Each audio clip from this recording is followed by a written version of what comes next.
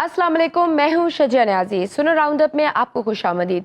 नाजरीन, आज साबिक वज़ीर आज़म इमरान खान ने रावलपिंडी के अडियाला जेल में 190 मिलियन पाउंड मुकदमे की समाअत के दौरान मीडिया के नुमाइंदों से गुफ्तगू करते हुए कहा कि हम फौज के साथ मुज़ाकरात के लिए तैयार हैं, फौज अपना नुमाइंदा मुकर्रर करे। इमरान खान ने मुज़ाकरात के लिए अपने मुतालबात बताते हुए कहा कि चोरी किया गया मैंडेट वापस करने के साथ साथ गिरफ्तार कारकुनान की रिहाई और मुकदमात का खात्मा है, जबकि तीसरा मुतालबा मुल्क बचाने का है, जो साफ शफाफ इलेक्शन के बगैर मुमकिन नहीं है। इमरान खान के मुताबिक इनकी जमात ने फौज पर कभी इल्जामात नहीं लगाए, बल्कि हमने सिर्फ तनकीद की है। बानी पीटीआई का मौक़िफ़ है कि घर में कोई बिगड़ा हुआ बच्चा हो तो उस पर तनकीद की जाती है, और फौज पर तनकीद इस वजह से की थी। सहाफ़ी ने इमरान खान से सवाल किया कि आप फौज पर इल्जामात लगाते हैं और उन्हीं से मुज़ाकरात भी चाहते हैं, सियासी जमातों से मुज़ाकरात क्यों नहीं करते? जिस पर बानी पीटीआई ने कहा कि SIFC क्या है, मोहसिन नकवी कौन है, मुल्क में गैर एलानिया मार्शल लॉ नाफिज है और मोहसिन नकवी इन्हीं का तो नुमाइंदा है, और वो आज जिस मकाम पर है वो उन्हीं के जरिए पहुंचा। एक सहाफ़ी ने इमरान खान से सवाल किया कि आप कहते हैं कि मोहसिन नकवी उन्हीं का नुमाइंदा है, अगर उधर से मोहसिन नकवी को मुज़ाकरात का इख्तियार दिया जाए तो क्या आप मुज़ाकरात करेंगे? जिसके जवाब में साबिक वज़ीर आज़म का कहना था कि मैं मोहसिन नकवी से कभी बात नहीं करूंगा, क्योंकि जब वो वज़ीर आला था तो उन्होंने IG पंजाब से मिलकर हमारे लोगों पर जुल्म किया। इमरान खान ने इल्जाम आयद किया कि वो PTI के कारकुन जिले शाह की मौत के जिम्मेदार हैं। उन्होंने कहा कि मौजूदा हुकूमत से हम क्या मुज़ाकरात करें, PP और नून लीग दोनों फॉर्म 47 वाले हैं और मौजूदा हुकूमत का एक ही मकसद है, PTI और फौज को लड़वा कर हमारी जमात खत्म करवाएं। इमरान खान ने यह भी कहा कि मरियम नवाज फैशिस्ट हैं और उन्होंने IG पंजाब को इसीलिए रखा हुआ है कि उन्होंने PTI के कारकुनों पर जुल्म किया है। साबिक वज़ीर आज़म ने यह भी कहा कि ये दोनों जमातें समंदर में डूब रही हैं और जूते के सहारे लटक रही हैं, जिस पर 9 मई का टैग लगा है।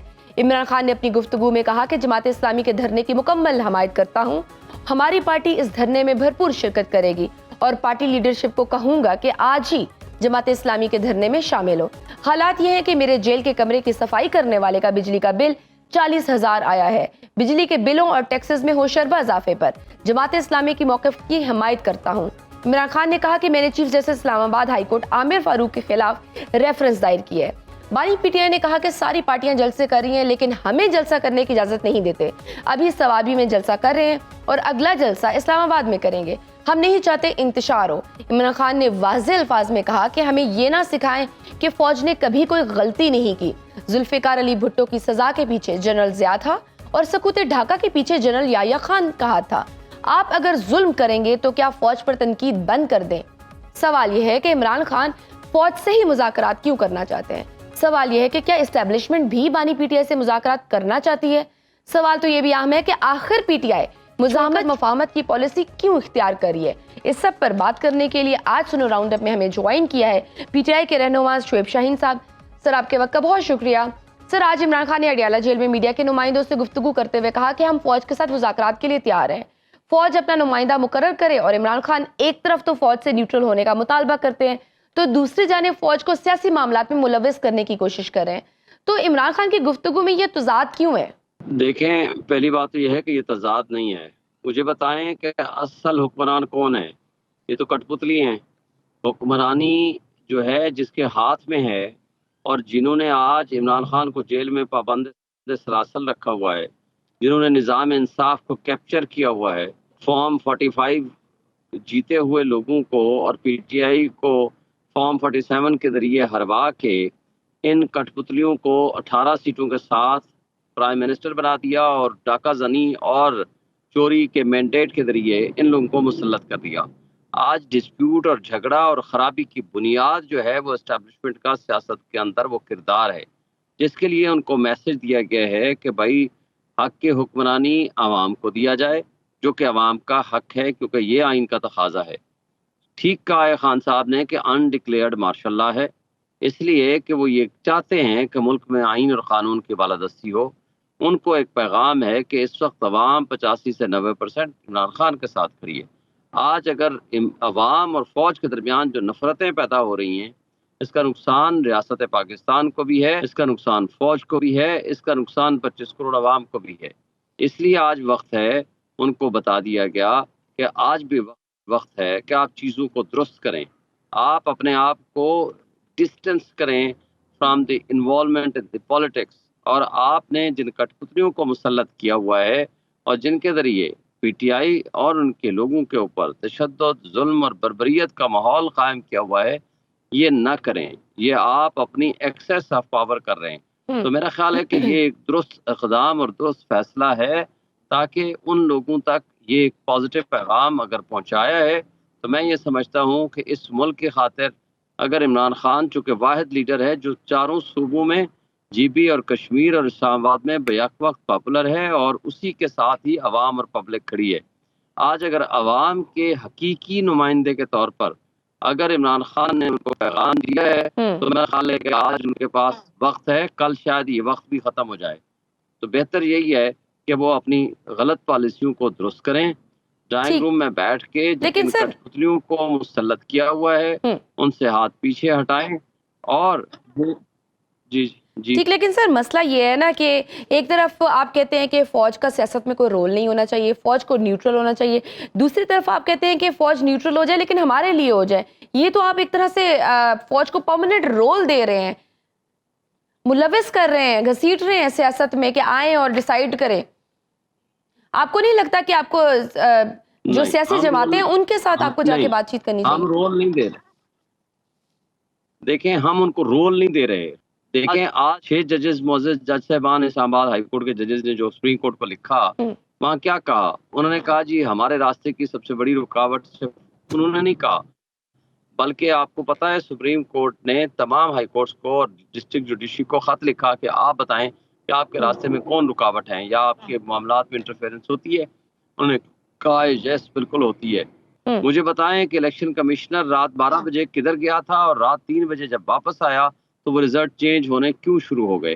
ہوں. اور اس کے ساتھ ساتھ جو کچھ آج دیکھیں گوادر میں ہو رہا ہے یا جو کچھ بنوں میں ہوا، یہ انہی نفرتوں کا ایک ماحول پیدا کرنے کی ایشو ہے. دیکھیں ایس آئی ایف سی نے کام کرنا شروع کیا، کیا وہ رزلٹ لائے؟ اب تو وہ اورنگزیب صاحب بھی کہنے لگ گئے ہیں کہ جناب کچھ نہیں توقع رکھیں ہم سے. دیکھیں اس طرح ملک نہیں چلا ٹھیک. کرتے. جس تو ملک میں سر نظام چلے ٹھیک انصاف ہے، عمران نہ خان تو ہو، فوج سے قانون مذاکرات کی کرنا حکمرانی چاہتے ہیں، نہ ہو. لیکن سب سے اہم سوال یہ ہے کہ فوج بھی کیا عمران خان سے مذاکرات کرنے میں دلچسپی رکھتی ہے؟ کیونکہ کیا یہ ون سائیڈڈ ہے؟ آپ کو لگتا ہے کہ یہ بس ایک عمران خان صاحب کی خواہش ہے، یا آپ کو لگتا ہے کہ یہ دو طرفہ ہے، دونوں طرف سے ہے؟ وہ چاہتے ہیں کہ کوئی میسج آ رہا ہے، کوئی کمیونیکیشن ہو رہی ہے کہ عمران خان صاحب ایک سٹیپ آگے آئیں تو شاید ہم بھی اس چیز میں آتے ہیں تاکہ اسٹیبلشمنٹ کی فیس سیونگ ہو جائے. کچھ اس طرح کا معاملہ ہے یا یہ صرف ایک ون سائیڈڈ خواہش ہے عمران خان صاحب کی؟ دیکھیں اگر تو اسٹیبلشمنٹ اس ملک کے ساتھ لائل ہے، ہوں، اس ملک کے ساتھ سنسیئر ہے، حقیقی عوام کے نمائندوں کو وہ اگر راستے کی رکاوٹ پیدا کر کے وہ یہ سمجھتے تھے کہ ہم اس ملک کو چلا لیں گے، وہ ناکام ہو چکے ہیں. آج پوری دنیا میں ایک تماشا بنا ہوا ہے، اور پوری دنیا اور پاکستان ہر شخص یہ جانتا ہے کہ پاکستان کے جو معاملات ہیں ان کی خرابی. میرا خیال ہے ان کو احساس ہو جانا چاہیے، اور ہو چکا ہوگا اگر وہ نہیں سمجھتے. ہوں. کیونکہ اگر ملک ہے تو یہ فوج بھی ہے.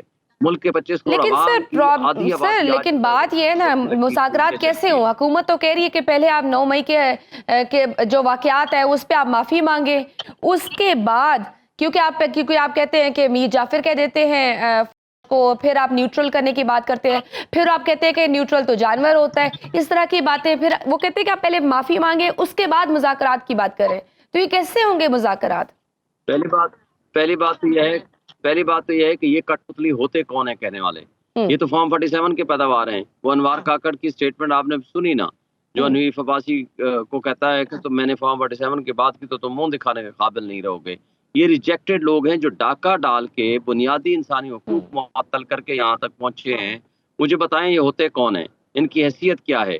سوائے کٹ پتلیوں کے ان کی ہوں، کوئی حیثیت نہیں ہے. دوسری بات ان سے میں پوچھتا ہوں کہ بھائی 9 مئی کا لاہور ہائی کورٹ کا فیصلہ پڑھ لیں، آپ کو سب ہوں. سمجھ آ جائے گا.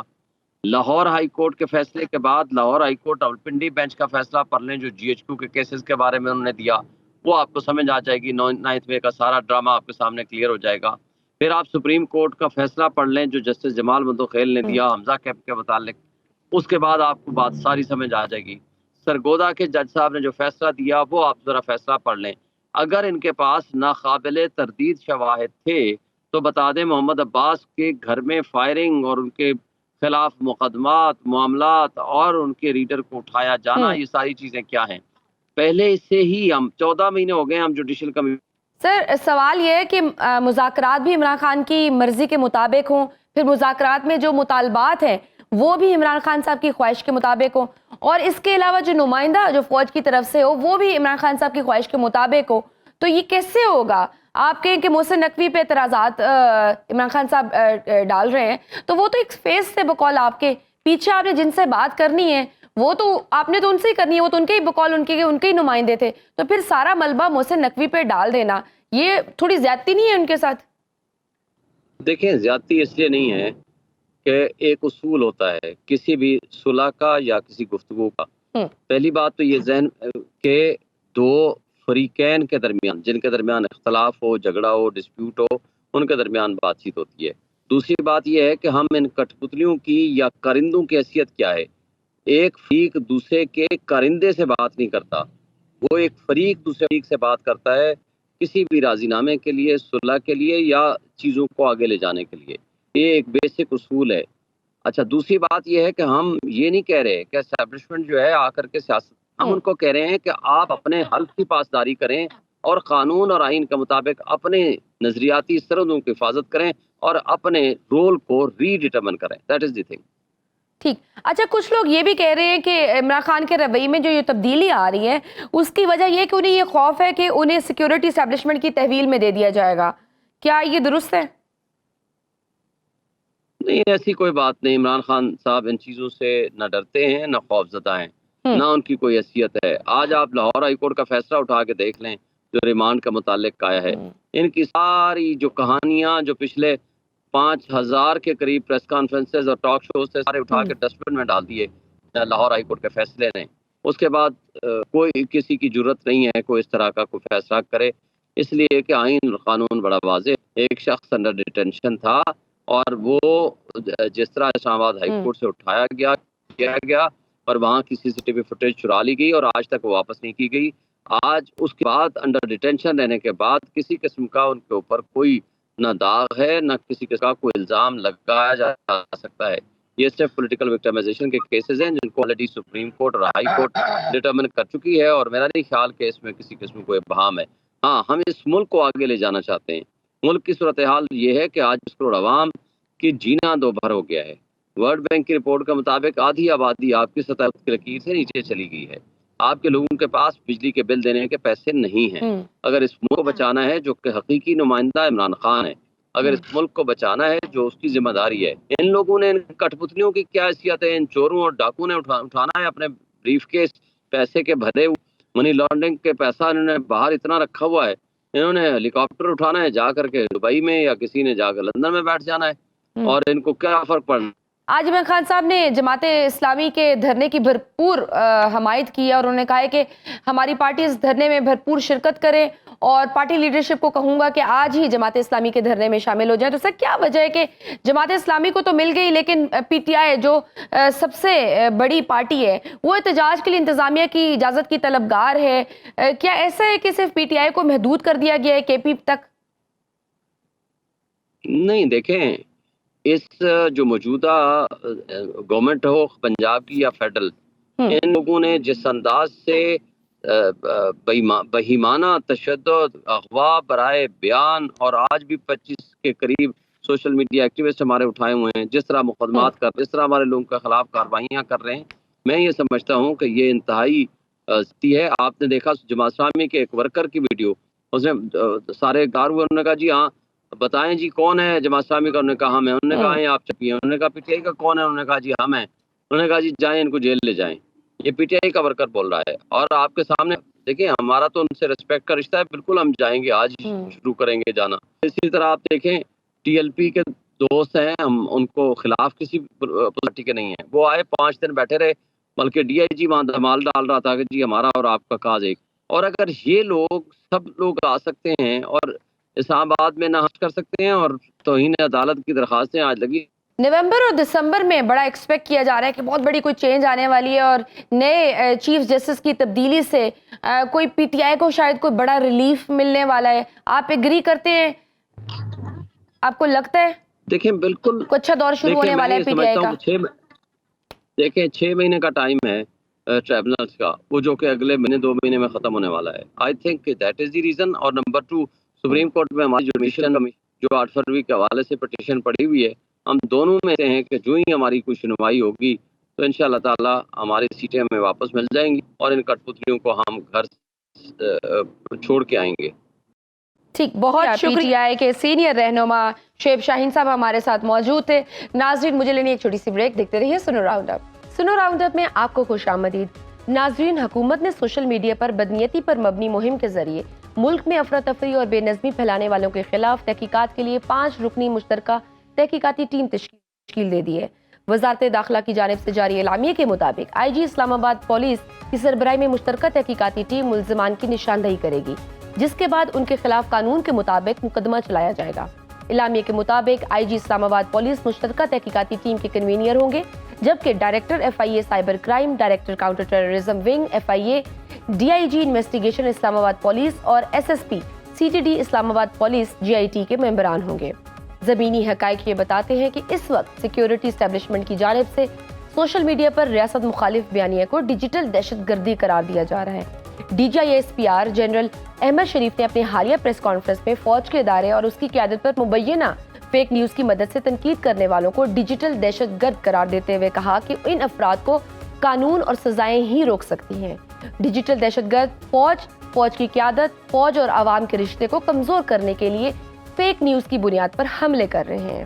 جس طرح ایک دہشت گرد ہتھیار پکڑ کر اپنی بات منوانے کی کوشش کرتا ہے، اسی طرح ڈیجیٹل دہشت گرد موبائل، کمپیوٹر، جھوٹ، فیک نیوز اور پروپیگنڈے کے ذریعے اضطراب پھیلا کر اپنی بات منوانے کی کوشش کرتا ہے.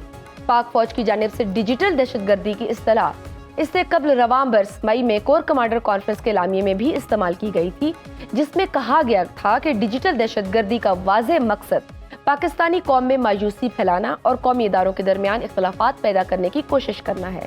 دوسری جانب تحریک انصاف کی قیادت ریاست کی جانب سے ڈیجیٹل دہشت گردی کی تشریح کو قبول کرنے کے لیے تیار نہیں ہے.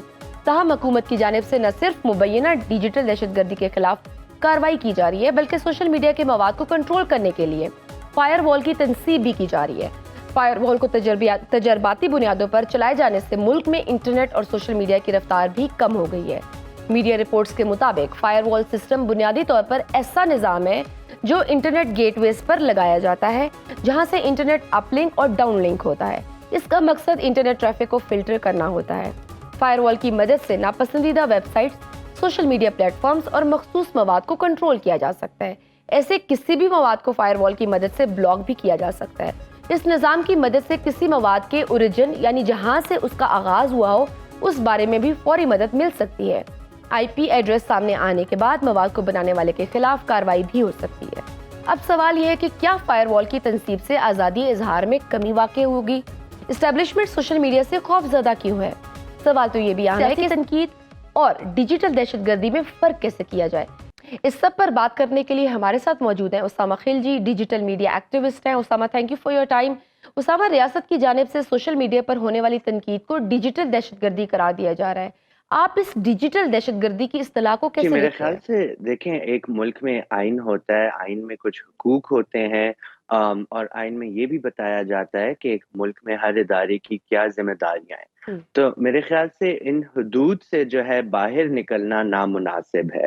اور میرے خیال سے جو ایک جمہوری ملک میں لوگ رہتے ہیں تو اس میں الیکشن ہوتے ہیں، اس میں سیاست ہوتی ہے، اور سیاست جو ہے اور جمہوریت جو ہے وہ مکالمے کے بغیر آگے نہیں بڑھ سکتی ہے. تو ان ساری چیزوں کو مد نظر دیکھتے ہوئے ہمیں یہی نظر آتا ہے کہ جو آج کل ریاست کی طرف سے اقدامات ہیں وہ اظہار رائے کے کافی خلاف ورزی کی طرف ہی جا رہے ہیں.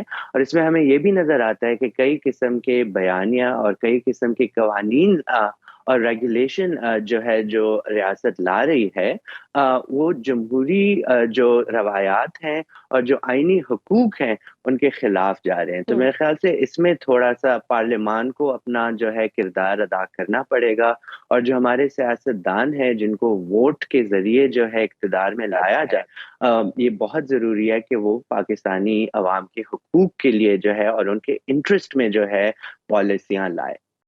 اچھا اسامہ، یہ جو ٹرمینالوجی یوز کی گئی ہے ڈیجیٹل دہشت گردی، آپ کی نظر میں آپ کو کیا لگتا ہے اس کی تشریح کیا ہے؟ اینڈ ڈو یو تھنک کہ یہ کوئی ایگزسٹ کرتی ہے سوشل میڈیا میں اس طرح کا کچھ؟ نہیں جی، دیکھیں دہشت گردی وہ ہوتی ہے جب بچوں کو مارا جاتا ہے، دہشت گردی وہ ہوتی ہے جب بم بلاسٹ کیے جاتے ہیں، دہشت گردی وہ ہوتی ہے جب معصوم لوگوں کو ان پہ تشدد کیا جاتا ہے۔ تو میرے خیال سے آن لائن جو ہے آپ اگر تنقید کسی پہ کرتے ہیں تو وہ دہشت گردی نہیں ہے، اور میرے خیال سے قوانین میں بھی یا آئین میں بھی اس طرح کی ٹرمینالوجی کی کوئی خاص گنجائش نہیں ہے۔ جو پروپیگنڈا ہوتا ہے، جس کو ہوں پروپیگنڈا کی کہا جاتا ہے، وہ اسی لیے ہوتا ہے کیونکہ لوگوں کی کچھ آواز ہوتی ہے، ان کی کوئی سوچ ہوتی ہے، اور ہر کوئی جو ہے ان کا مفاد یہی ہوں ہوتا ہے کہ وہ اپنی سوچ کو فروغ دے۔ اور جمہوریت کی خوبصورتی یہی ہے کہ ایک مکالمہ جاری ہو۔ تو ہوں ایک طرف سے اگر کسی کا بیانیہ آتا ہے جمہوریت میں، دوسری طرف سے اس کو آپ کاؤنٹر کیجئے، اس کا آپ جواب دیجئے، آپ بیانیے کو درست کیجئے۔ لیکن کسی کی آواز بند کرنے کی کوشش کرنا، ان کو جیل میں ڈالنا یا ان میں خوف پیدا کرنا جو ہے میرے خیال سے نامناسب ہے۔ ٹھیک ہے، آپ ابھی یہ بات کر رہے ہیں اب تو جیسے پیکا ایکٹ کے تحت مخصوص انہوں نے عدالتیں بنائی ہیں، اور اب رؤوف حسن صاحب دیکھیں اس کا وکٹم ہے۔ سو اسامہ، یہ مس انفارمیشن، ڈس انفارمیشن، فیک نیوز یا جھوٹا پروپیگنڈا، کیا ان تمام الفاظ کو ہم ڈیجیٹل دہشت گردی کہہ سکتے ہیں؟ دیکھیں ایک بہت بڑا مسئلہ یہ ہے کہ ہم نے اس میں بہت اہم سوال یہ ہے کہ کون ڈیسائیڈ کرے گا کہ کیا چیز سچ ہے اور کیا جھوٹ ہے، ہوں اور کس لیول پہ سچ ہے، کس لیول پہ جھوٹ ہے۔ تو یہ میرے خیال سے ریاست کو اس چیز کا جو ہے پاور یا طاقت دے دینا کہ ہوں وہ یہ فیصلہ کریں کہ کیا سچ ہے کیا غلط ہے، یہ ایک بہت خطرناک بات ہے، کیونکہ جو ریاست کی پالیسیوں پہ تنقید کرے گا، جو ہر پاکستانی کا حق ہے، اس کو پھر فیک نیوز یا مس انفارمیشن کا دھبا دے دیا جائے گا ان کو ہوں خاموش کرنے کے لیے۔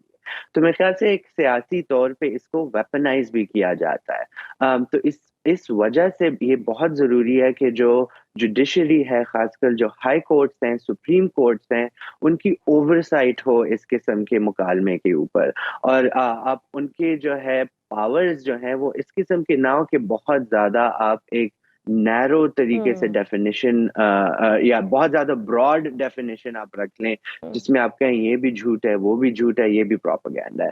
تو اگین میں یہی کہوں گا کہ اس قسم کی ٹرمینالوجی کو ویپنائز نہیں کیا جانا چاہیے، اور دنیا بھر میں جو ڈیفیمیشن ہے وہ ڈی کرمنلائز ہو رہی ہے۔ تو اس کا مطلب یہ ہے کہ آپ کسی آواز اٹھانے یا بات کرنے ہوں کی وجہ سے جیل میں نہیں جا سکتے، شاید آپ پہ جرمانہ ہو جائے، شاید کانسیکوینسز ہوں، لیکن کسی کی ایک پوسٹ پہ یا ایک بات پہ جیل ہوں میں ڈالنا، اور جب خاص کر انہوں نے کسی کی جان جو ہے خطرے میں نہ ڈالی ہو یا ہوں اس طرح وائلنس نہ کیا ہو، تو یہ میرے خیال سے ایک ایکسیسو فورس ہے، اور اس میں میرے خیال سے آئین میں بھی اس کی گنجائش نہیں ہے۔ تو ہم نے ہوں دیکھا ہے اس قسم کی پالیسیاں یا قوانین پہلے بھی جب آئی ہیں، ہوں کورٹس نے ان کو اسٹرائک۔ ٹھیک ہے اسامہ، ایک اور بہت بڑا فیکٹر ہے حکومت جس طرح سے سوشل میڈیا کو کنٹرول کرنے کے لیے فائر وال اب نصب کر رہی ہے، یہ کتنا بڑا تھریٹ ہے اگر آپ کہیں کہ آزادی اظہار کے لیے، فریڈم آف سپیچ کے لیے؟ دیکھیں فائر وال کیا کرتا ہے کہ وہ ایک ملک میں جو ہے جو انٹرنیٹ ہے اس میں بارڈرز کریٹ کر لیتا ہے، ہوں اور جو انٹرنیٹ بنایا گیا تھا اس کا مقصد یہ تھا کہ آپ بارڈرز کے اکراس جو ہے کمیونیکیٹ کر سکیں، ہوں بزنس کر سکیں، آپ جو ہے انفارمیشن شیئر کر سکیں۔ لیکن جب آپ ایک فائر وال کریٹ کرتے ہیں گیٹ وے پہ، اس میں کیا ہوتا ہے کہ پاکستان میں انٹرنیٹ مختلف ہوگا دنیا بھر سے، اور اس میں کافی زیادہ جو ہے آپ انفارمیشن اور مواد نہیں ایکسیس کر سکیں گے، اور اس میں یہ بھی ہوگا کہ لوگوں کی باتیں، لوگوں کی رائے جو ہے وہ بند کی جائے گی، سینسر کی جائے گی۔ اور اس کا ڈینجر کیا ہے؟ ایک تو آپ کے حقوق جو ہے آبویسلی امپیکٹ ہو رہے ہیں، لیکن اس کے علاوہ معاشی امپیکٹ اس کا بہت زیادہ ہے۔ آپ کی آلریڈی اکانومی میں مسئلہ ہے، آپ کی آئی ٹی انڈسٹری پہ امپیکٹ بہت ہوگا، جو گھر بیٹھے لوگ انٹرنیٹ کے ذریعے کمائی کر رہے ہیں اس ہوں پہ بہت زیادہ امپیکٹ ہوگا، انٹرنیٹ کی سپیڈ سلو ہوگی، جو گھر وہ جو کہ بیٹھے ہم دیکھ رہے خواتین ہیں، ہیں بالکل ہاں۔ یا نوجوان ہیں، ہوں بالکل جو کام کر رہے ہیں اس پہ امپیکٹ ہوگا۔ اور ہوں دیکھیں اس کو جو ہے سرکموینٹ کرنا بہت آسان ہے، آپ نے صرف وی پی این انسٹال کرنی ہے، سارا فائر وال ختم ہو جائے گا. تو یہ آپ جو پیسے بھی ضائع کر رہے ہیں. ہم نے ایکس اور ٹویٹر کا بین بھی دیکھا ہے، پورے ملک میں بین ہے، لیکن وزیر اعظم بھی وی پی این لگا کے استعمال کر رہے ہیں سبھی وی پی این استعمال کر کے ایگزیکٹلی جنہوں نے بند کیا وہ بھی وی پی این یوز کر کے اس کو یوز کر رہے ہیں، جنہوں نے بند کیا. بالکل بالکل صحیح. بہت شکریہ، بہت شکریہ Osama Khilji, digital media activist تھے اور ڈیجیٹل دہشت گردی پہ بات کر رہے تھے. ناظرین مجھے لینی ایک چھوٹی سی بریک. سنو راؤنڈ اپ میں آپ کو خوش آمدید. ناظرین، کارگل جنگ کے 25 سال مکمل ہونے کی تقریب سے خطاب کرتے ہوئے بھارتی وزیر اعظم نریندر مودی نے ایک مرتبہ پھر پاکستان پر بے بنیاد الزامات لگائے اور دھمکیاں دی. نریندر مودی نے اپنی تقریر میں کہا کہ پاکستان نے اپنی تاریخ سے کچھ نہیں سیکھا. پاکستان اپنی اہمیت برقرار رکھنے کے لیے دہشت گردی اور پراکسی وار کا سہارا لے رہا ہے. انڈیا امن کے لیے کوششیں کر رہا ہے، لیکن بدلے میں پاکستان نے ایک بار پھر اپنا ناقابل اعتماد چہرہ دکھایا ہے. بھارتی وزیر اعظم نے اپنی تقریر میں یہ بھی کہا ہے کہ کچھ ہی دن بعد 5 اگست کو آرٹیکل 370 کے خاتمے کو 5 سال مکمل ہو جائیں گے. جموں کشمیر آج نئے مستقبل کی بات کر رہا ہے، بڑے خوابوں کی بات کر رہا ہے. ایک طرف بھارتی وزیر اعظم پاکستان پر بے بنیاد الزامات لگا رہے ہیں تو دوسری جانب امریکی سینٹ میں ایک ریپبلکن رکن سینیٹر مارکو روبیو کی جانب سے ایک بل پیش کیا گیا ہے جس میں یہ کہا گیا ہے کہ پاکستان اگر انڈیا کے خلاف دہشت گردی کی سرپرستی میں ملوث پایا جائے تو اس کی عسکری امداد بند کر دی جائے. بل میں امریکی کانگریس سے مطالبہ کیا گیا ہے کہ پاکستان کی طرف سے انڈیا کے خلاف دہشت گردی اور پراکسی گروپوں کی حمایت سمیت کسی بھی جارحانہ طاقت کے استعمال کے بارے میں رپورٹ طلب کی جائے. بل میں تجویز بھی پیش کی گئی ہے کہ انڈیا کی علاقائی سالمیت کو لاحق خطرات سے نمٹنے کے لیے امریکہ کو اس کی مدد کے لیے پالیسی مرتب کرنی چاہیے. بل میں یہ بھی کہا گیا ہے کہ انڈیا کو روسی آلات کی خریداری کے لیے امریکی پابندیوں سے استثناء دیا جائے. ٹیکنالوجی کی منتقلی کے معاملے میں امریکہ کو انڈیا کے ساتھ اپنے قریبی اتحادیوں جاپان، اسرائیل، کوریا اور نیٹو جیسا برتاؤ کرنا چاہیے. بل کے متن کے مطابق کمیونسٹ چین سے پیدا ہونے والے خطرات سے نمٹنے کے لیے امریکہ کو انڈیا کے ساتھ تعلقات کو مزید فروغ دینے کی ضرورت ہے. ایک طرف ریپبلکن سینیٹر پاکستان کی امداد بند کرنے کا مطالبہ کر رہے ہیں تو دوسری جانب امریکہ کے اسسٹنٹ سیکرٹری برائے جنوبی اور وسطی ایشیا ڈونلڈ لو نے امریکی ایوان نمائندگان کی کمیٹی سے پاکستان کے لیے 10 کروڑ 10 لاکھ ڈالر امداد کی درخواست کی ہے. امریکی ایوان نمائندگان کی کمیٹی میں پیشی کے موقع پر ڈونلڈ لو نے کہا ہے کہ پاکستان میں جمہوریت اور انسانی حقوق کی حمایت پر توجہ مرکوز ہے. ڈونلڈ لو نے کمیٹی کو بتایا کہ امدادی رقم پاکستان کو دہشت گردی کے خلاف جنگ، اقتصادی اصلاحات کے لیے قرض کی مد میں دی جائے گی، جبکہ اس رقم سے پاکستان کو اپنی معیشت کو مستحکم کرنے میں مدد ملے گی. چین کے ساتھ پاکستان کے اقتصادی تعلقات پر تبصرہ کرتے ہوئے انہوں نے کہا کہ امریکہ اسلام آباد کے بیجنگ پر حد سے زیادہ انحصار کو روکنے کی کوشش کر رہا ہے. ڈونلڈ لو نے یہ بھی کہا ہے کہ امریکہ چینی سرمایہ کاری کو ختم کر دے گا. سرمایہ کاری کے معاملے میں چین ماضی ہے اور ہم مستقبل ہیں. اب سوال یہ ہے کہ امریکہ پاکستان سے کیا چاہتا ہے؟ بھارتی وزیر اعظم کی بے بنیاد الزام تراشی اور دھمکیوں کا کیا ہے؟ سوال تو یہ بھی اہم ہے کہ پوری دنیا میں دہشت گردی ایکسپورٹ کرنے والا بھارت امریکی سینیٹر کو کیوں نظر نہیں آ رہا؟ اس سب پر بات کرنے کے لیے ہمارے ساتھ موجود ہے قومی سلامتی امور کے ماہر محمد علی صاحب. سر، آپ کے وقت کا بہت شکریہ. سر، بھارتی وزیر اعظم نریندر مودی نے کارگل جنگ کے 25 سال مکمل ہونے کی تقریب سے خطاب کرتے ہوئے کہا کہ پاکستان نے اپنی تاریخ سے کچھ نہیں سیکھا. پاکستان اپنی اہمیت برقرار رکھنے کے لیے دہشت گردی اور پراکسی وار کا سہارا لے رہا ہے. آپ بھارتی وزیر اعظم کی جانب سے پاکستان کو دھمکیوں اور الزام تراشیوں کو کیسے دیکھتے ہیں؟ دیکھیے، بہت شکریہ. میں سمجھتا ہوں کہ اس میں کوئی نئی بات بھی نہیں ہے اور نیا الزام بھی نہیں ہے، اور لیکن اس کی 3 وجوہات ہیں اس قسم کی الزام تراشی کے پیچھے. پہلی بات یہ ہے کہ دیکھیں، ان کا جو سیاسی مفاد ہے بدقسمتی سے، اور جو سیاسی نظریہ ہے وہ بنیادی طور پہ مسلم دشمنی اور مسلمانوں کے خلاف نفرت، خصوصاً پاکستان دشمنی پر مبنی ہے. انہوں نے اسی نظریے اور اسی سوچ کا ووٹ حاصل کیا ہے. تو اب حکومت میں تیسری دفعہ آنے کے بعد وہ بیسیکلی یہ بیان یہ ظاہر کرتا ہے کہ وہ اپنے ان مسلم دشمن حلقوں سے مخاطب ہیں کہ جناب، میں نے جو آپ سے مسلمان دشمنی اور نفرت کا ووٹ لیا ہے، میں اب اس پہ عمل درآمد کروں گا، اور وزیر اعظم بننے کے بعد بھی میں اس نظریے کا پابند رہوں گا. پہلی بات تو یہ ہے. دوسری بات، وہ کارگل جنگ کی اینیورسری کے موقع پہ خطاب کر رہے تھے بھارتی افواج سے، اور آپ جانتی ہیں کہ بھارتی افواج جو ہیں خصوصاً جو کہ مقبوضہ کشمیر میں لاکھوں کی تعداد میں ڈپلائیڈ ہیں، وہاں پہ مورال کا بہت مسئلہ ہے، ڈسپلن کا بہت مسئلہ ہے، اور آپ جانتی ہیں کہ تقریباً 34 جذبہ ہے کشمیریوں کا، اس کو سلب اور ختم کرنے میں یکسر ناکامی ہوئی ہے. تو اس طرح کا جو بیان ہے وہ اس کا دوسرا مقصد بھارتی افواج کے مورال کو بلند کرنا ہے اور ان کو موٹیویٹ کرنا ہے.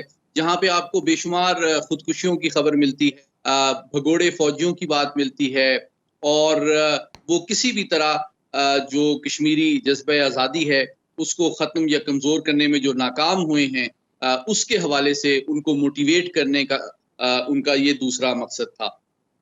تیسرا مقصد جو ہے وہ چین اور پاکستان کے حوالے سے جو غلط فہمیاں پیدا کرنا یا الزام تراشی کرنے کا مقصد یہ ہے کہ امریکہ اور مغربی طاقتوں کو مروب کیا جائے کہ جناب ہم پاکستان اور چین کو کنٹین اور تھریٹن کرنے کی صلاحیت اور اہلیت رکھتے ہیں، تو آپ ہمیں مزید اسلحہ بیچیں تاکہ ہم آپ کے مفادات کو اس خطے میں آگے بڑھا سکیں. تو یہ 3 وجوہات ہیں جس کی وجہ سے وہ اس قسم کی غیر حقیقت پسندانہ ہرزہ سرائی پاکستان کے خلاف کر رہے ہیں، اور میں سمجھتا ہوں اس میں کوئی نئی بات نہیں. سر، ایک طرف تو بھارتی وزیر اعظم پاکستان کو دھمکیاں دے رہے ہیں، تو دوسری جانب امریکی سینٹ میں ایک ریپبلکن رکن سینیٹر مارکو روبیو کی جانب سے بھی ایک بل پیش کیا گیا ہے جس میں یہ کہا گیا ہے کہ پاکستان اگر انڈیا کے خلاف دہشت گردی کی سرپرستی میں ملوث پایا گیا ہے تو اس کی عسکری امداد بند کر دی جائے. آپ اس بل کو کیسے دیکھتے ہیں؟ بھارت جو ہے وہ ان کی اصلیت اور حقیقت یہ ہے کہ وہ امریکہ سے ہتھیار تو لینا چاہتا ہے، لیکن وہ چین کے خلاف کوئی بڑے پیمانے پہ بڑا محاذ نہیں کھولنا چاہتا، بلکہ آپ جانتی ہیں کہ پاکستان کے مقابلے میں چین سے بھارت کی جو تجارت ہے وہ باہمی دو طرفہ سطح پہ 10 سے 12 گنا زیادہ ہے. 120 ارب ڈالر کی تقریباً باہمی تجارت ہے، اور دونوں ممالک جو ہیں وہ بتدریج امریکہ سے فائدہ تو اٹھانا چاہتے ہیں لیکن ان سے مقاسمت نہیں مول لینا چاہتے. تو یہ کچھ سینیٹرز ایسے ہیں امریکہ کے اندر جو بدقسمتی سے انڈین لابی کے زیر اثر ہیں، ان کی مالی معاونت بھی بھارتی لابی کرتی ہے، جس کے نتیجے میں وہ پاکستان دشمنی کے خلاف پر مبنی بیانیہ، بل اور بیانات دیتے رہتے ہیں، جس کا مقصد امریکہ کے اندر پاکستان کو بدنام کرنا، پاکستان پہ دباؤ ڈالنا، پاک امریکہ تعلقات کو خراب کرنا شامل ہے. لیکن جو امریکی حکام اور حکومت ہے، میں آپ کو یہ واضح طور پہ بتانا چاہتا ہوں کہ وہ اس حقیقت کو جانتے ہیں، اور بتدریج بھارت کے حوالے سے بھی امریکہ کے اندر تشویش میں اضافہ ہو رہا ہے. اور اس کا سب سے بڑا ثبوت یہ ہے کہ 26 جنوری کو جو ریپبلک ڈے کی پریڈ تھی جس پہ مہمان خصوصی صدر بائیڈن کو بلایا گیا تھا، انہوں نے آنے سے معذوری ظاہر کی تھی کیونکہ وہ بھارتی افواج کو کی سلامی نہیں لینا چاہتے، جبکہ ان کے سرکاری اہلکار امریکہ کے اندر امریکی شہریوں کو قتل کرنے کی سازش میں ملوث پائے گئے. ایک طرف تو خیر امریکی سینیٹ جس کا تعلق ریپبلکن سے ہے وہ بھارت کے لیے ساری رعایت دے رہے ہیں اور یہ کہہ رہے ہیں کہ جی جتنی بھی امداد ہے پاکستان کے لیے اس کو روک دی جائے. تو دوسری طرف امداد دینے کی بھی بات کی جا رہی ہے. ایک ہی ملک میں 2 مختلف سوچیں نظر آ رہی ہیں. آپ یہ دیکھیں نا، امریکہ کے اسسٹنٹ سیکرٹری برائے جنوبی اور وسطی ایشیا ڈونلڈ لو نے امریکی ایوان نمائندگان کی کمیٹی سے پاکستان کے لیے 10 کروڑ 10 لاکھ ڈالر امداد کی درخواست کی ہے. تو 2 پیرلل سوچیں چل رہی ہیں. چین کے حوالے سے بھارت کو استعمال کرنے کی خواہش تو امریکہ میں پائی جاتی ہے، لیکن ہمارے اوپر یہ ذمہ داری عائد ہوتی ہے کہ ہمارے سفرا، ہمارے اسکالرز، ہمارا میڈیا، ہمارے تھنک ٹینکس امریکہ کو یہ بات باور کرائیں کہ اصل جو نظریاتی اور نفسیاتی مسئلہ بھارت کے اندر ہے وہ مسلم دشمنی اور پاکستان دشمنی ہے. وہ چین کے خلاف بہانہ بنا کے آپ سے ہتھیار تو لیں گے لیکن چین کے خلاف استعمال نہیں ہوں گے. آپ کو یاد ہے کہ ڈوکلم میں کتنی بری طرح ان کی بےزتی ہوئی تھی، ان کی افواج کی. ان کو کوئی ہتھیار استعمال کیے بغیر ڈنڈوں اور لاٹھیوں سے 150 بھارتی فوجیوں کو جاں بحق ہو گئے تھے جب چینیوں نے ان کی پٹائی کی تھی. وہ دنیا کی سب سے بڑی جمہوریت ہے. اس سے امریکہ کو یہ توقع ہے کہ وہ چین کے خلاف کوئی بڑا اتحادی بنے گا. یہ بات حقائق اور تاریخ سے بالکل مطابقت نہیں رکھتی. ٹھیک، بہت شکریہ. قومی سلامتی امور کے ماہر محمد علی صاحب ہمارے پروگرام میں موجود تھے. مجھے دیجیے اجازت. اللہ حافظ.